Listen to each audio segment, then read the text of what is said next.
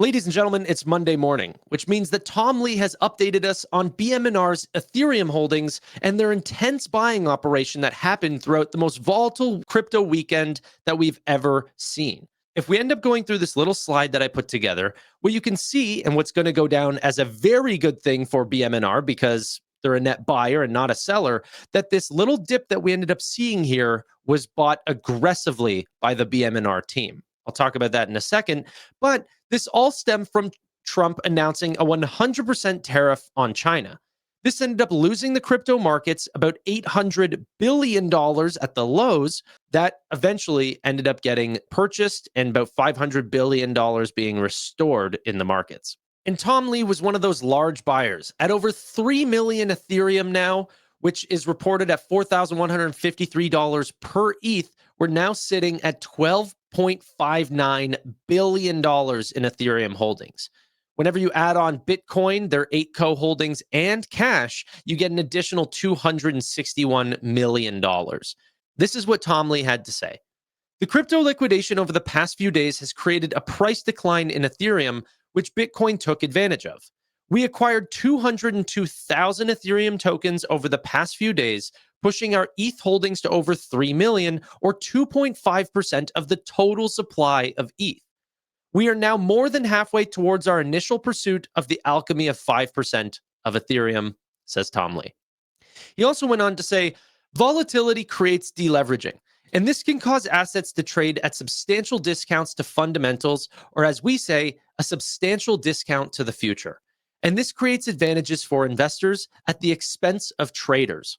He also went on to say that they put out another chairman's message, which is what they do about once a month, that explains their reasoning for investing in Ethereum and why they think that it's going to continue to grow and build the future of on-chain finance. I'm not going to show you guys that video today because it's about 16 and a half minutes long. Maybe we can do that for another video. Let me know in the comments down below, but you can check it out on the BMNR website if you want after this video.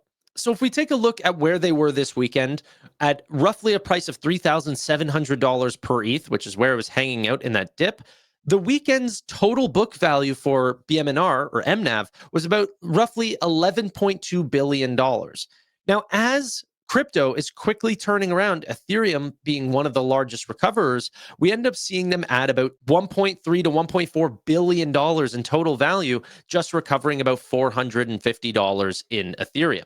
As of the time we're recording this video, BMNR is sitting at about $15 billion of market cap, or about 1.2 times market net asset value to that Ethereum that we were just showing off. And that's not including cash, their moonshot projects, or Bitcoin. He also goes on to say, Bitmine continues to attract institutional investor capital as our high liquidity is appealing.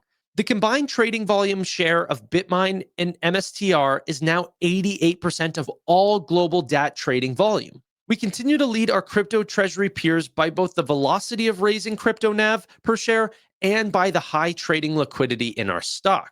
But I wanted to quickly turn your attention to something else. One, we ended up seeing them decrease their cash pile from $456 million to $104 million, or roughly a $352 million cash decrease.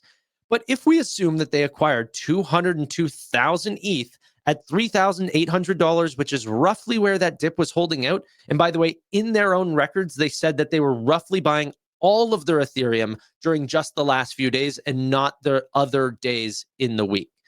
They said that they had spent roughly $768 million if we assume that average. That means that they had to have to raise $416 million this week, taking the outstanding share count from 284 million shares outstanding to 292.6 million shares outstanding.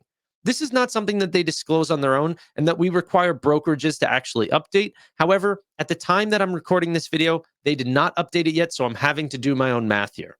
If we assume that their market value at ETH's price of $4,153 is bringing up their market value to 12.5 million, okay, at 292 million shares, that brings their net asset value per share to $43 of ETH. So that means whenever you buy BMNR, $43 of that is Ethereum. The remaining amount is just the premium that Tom Lee and their team ends up receiving. But that's not a bad thing. If they continue to receive a premium, which right now is actually pretty low, 1.2 times, this actually allows BMNR to continuously sell off their equity to then go out and buy Ethereum. The strategy only works if Ethereum continues to climb over time. And if we end up seeing dips in short periods of time and they can buy that only to recover later on, that's great. We actually love that.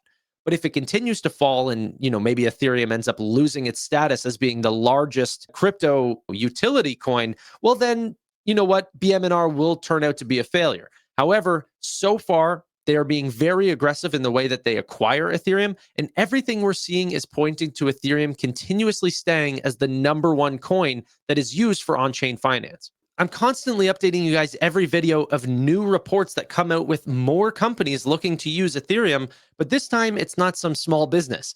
It's the EU's central bank that is seriously considering launching Euro stablecoin on Ethereum. This is incredible. This is what's going to take on-chain finance to the next level and make Ethereum still the number one play.